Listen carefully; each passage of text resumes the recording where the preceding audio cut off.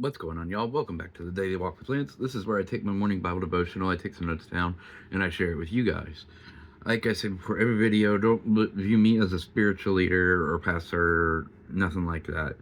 I'm just an average dude trying to put more Jesus on the internet because I had this thought that if we were up speaking with the disciples would be telling us how they had to travel for people to hear them speak, or people had to travel to them to hear them speak, or meet in the middle. Whereas today we have these machines on our pockets where we can talk into them, and people thousands of miles apart can see it in real time and hear it in real time. And they would be asking us, you guys had the internet. What was it like spreading the word of God on the internet? And most of us would look at them and be like, we didn't really do that. So that's all I'm trying to do is rectify that situation a little bit. So let's just get right into it today. Today's a little bit different because it's the only biblical account of when Jesus was young, like as in like a recorded like a recording of his childhood, because back then you didn't record anybody's childhood really, because it was a different world. They didn't have the printing press, they didn't have these ways to write everything down all the time. But this one made it into the Gospels. And so this is what we consider, if it's not the first, it's one of the first times Jesus claims that Yahweh is his father, like where he actually says the words. And so this is obviously from Luke. So let's just get into it. This is the Bible devotional for January 27th. As always, we're in the New American Standard Bible, Luke chapter 2, verses 41 through 52. And it says, his parents went to Jerusalem every year at the feast of the Passover. And when he was 12 years old, they went up there according to the custom of the feast. And as they were returning, after spending the full number of days required, the boy Jesus stayed behind in Jerusalem, but his parents were unaware of it. Instead, they thought he was somewhere in the caravan, and they went a day's journey. And then they began looking for him among their relatives and acquaintances. And when they did not find him, they returned to Jerusalem, looking for him. Then after 3 days, they found him in the temple, sitting in the midst of the teachers, both listening to them and asking them questions. And all who heard him were amazed at his understanding and his answers. When Joseph and Mary saw him, they were bewildered. And his mother said to him, son, why have you treated us this way? Behold, your father and I have been anxiously looking for you. And he said to them, why is it you were looking for me? Did you not know that I had to be in my father's house? And yet they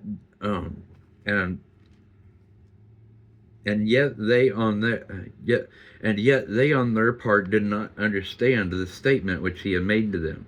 And he went down with them and came to Nazareth and continued to be subject to them. And his mother treasured all those things in her heart. And Jesus kept increasing in wisdom and stature and in favor with God and people. And again, that is Luke chapter 2, verses 41 through 52. And again, like I said, this is the only real recorded account of Jesus' childhood. Because like I said, recording people's childhood back then, that just wasn't, now that we have cameras everywhere, we just expect that everything's recorded, but that's just not the way it worked back then. And so this is the only biblical account of Jesus' childhood. And a lot of people just look over it because we just assume, oh, the temple is like the church, and so we just kind of look over it. And so when you're reading it and it says, why is it you were looking for me? Did you not know that I would be in my father's house? Father, it's the capital F there, so he's talking about God. He's talking about Yahweh. Well, he's talking about Yahweh, because we know that God is the Father, Son, and Holy Spirit together as one to make one God. So So this just shows that even when Jesus was 12, he was completely aware of his divinity, of his purpose, of his mission, and he was gradually showing it to people. And like I said, even it says right here that um,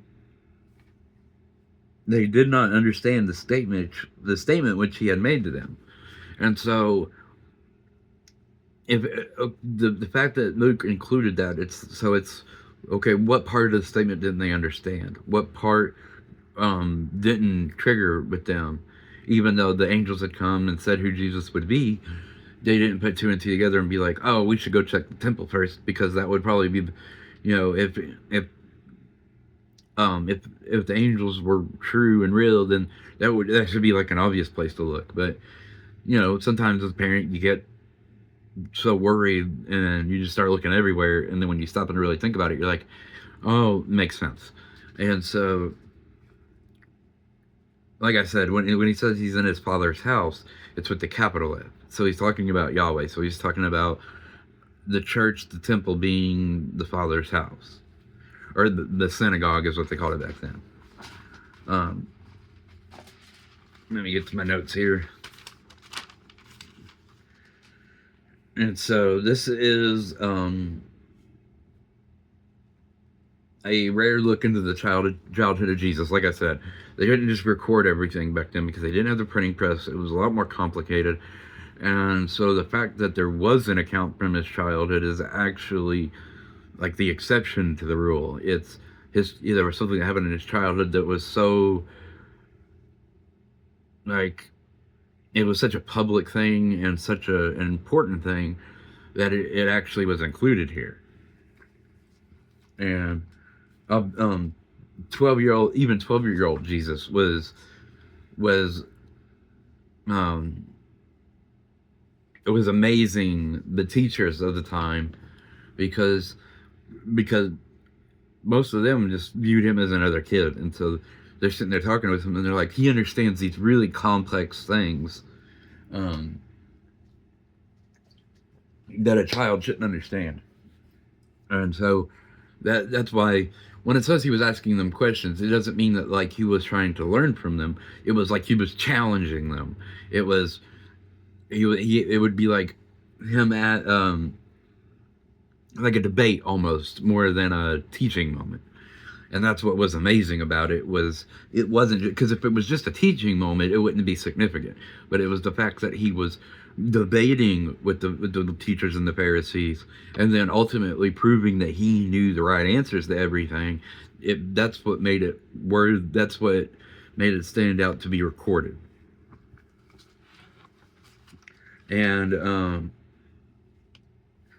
obviously this also includes the first recorded words of Jesus. So because his childhood, like we have when he was born, and so we have his like a little bit of his infancy, but then we never hear him saying anything there. So the youngest recorded words of Jesus are these, and that's the why didn't you just come look at my father's house? That was his first recorded words.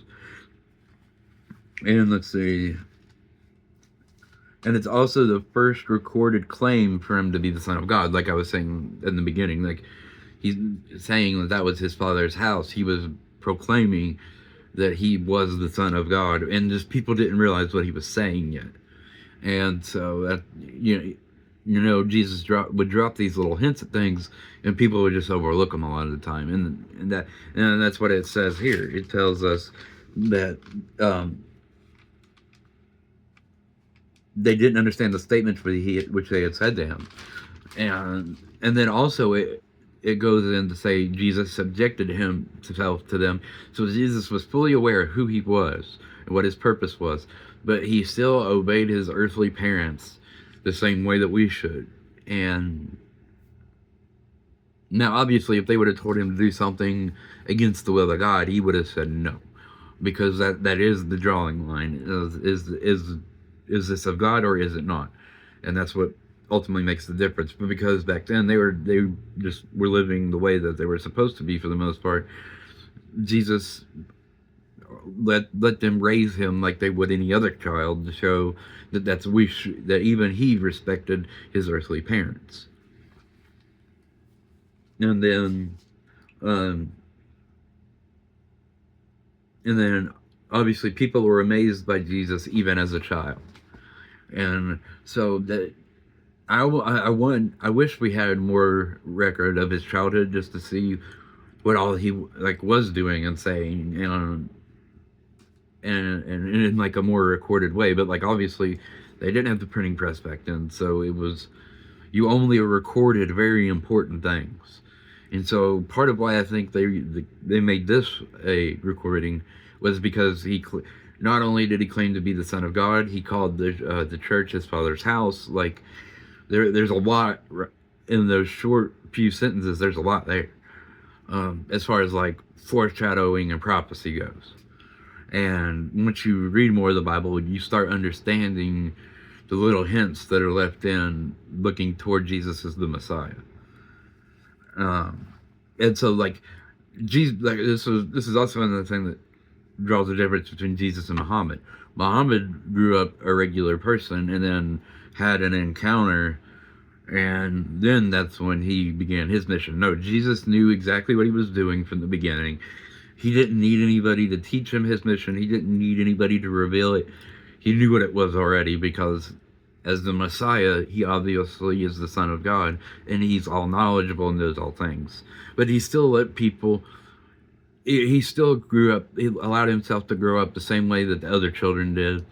And just a good example of how we should even behave as children, and obeying our parents and stuff like that.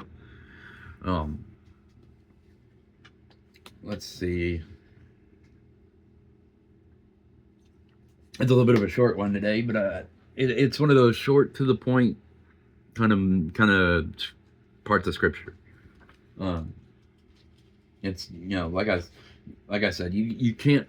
People don't truly understand the significance of recording something a child did in biblical, in like the ancient world. Like they only recorded the most important of things that needed to be recorded. So like that's why we don't have other parts of Jesus' child, because like I said, he allowed himself to grow up the same way everybody else did, even though he didn't need to. That he didn't just come out as the adult Jesus either. He came into a human body and allowed himself to have to grow, and even in stature, like it says. Okay, y'all, I think it's gonna do it for today. It's a little bit short, like I said, but also, last few chances to get on the softball jerseys. I think we're ordering them this week. I don't know. I'll have to double check on that. If you want to be part of the softball ministry, where we go to these tournaments where these people wouldn't normally go to church, and we just go after the game and say, hey, we believe in Jesus, and if you guys are curious or have any questions or want to be pointed in the right direction about something, come to us off the field. And we, like the coaches and me and a couple others, we'll talk to them, and if they need help, we'll try to provide it. Because like I said, these people, they're going to go play softball on the weekends. They ain't going to go to church. And so it's just taking the church to them. I'll put it in the description, the email, but it's teamlegacysoftball@gmail.com. And then it's also going to have a YouTube channel. The YouTube channel will be youtube.com/@ and then / symbol Legacy Softball. And there isn't any videos or anything of it up yet. I'll probably make a video when we get the jerseys in, and say, make like an opening video for the channel. All right, y'all. If this is the first time on one of my videos, if you would, please drop me a follow, hit the like button, share the video, turn on notifications. That's not just about being a grift or trying to make money off the videos.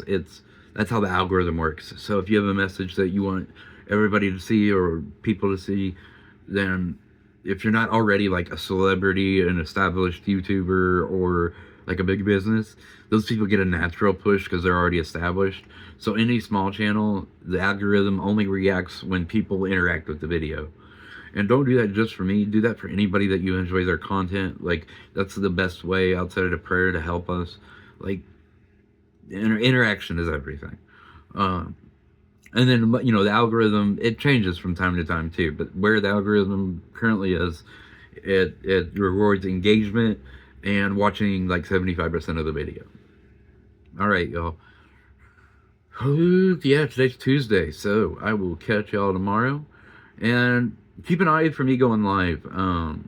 It won't be on the Daily Walk with Lance channel. It'll be on my Rumble channel, which is rumble.com/RageLB, and then youtube.com/@RageLB3.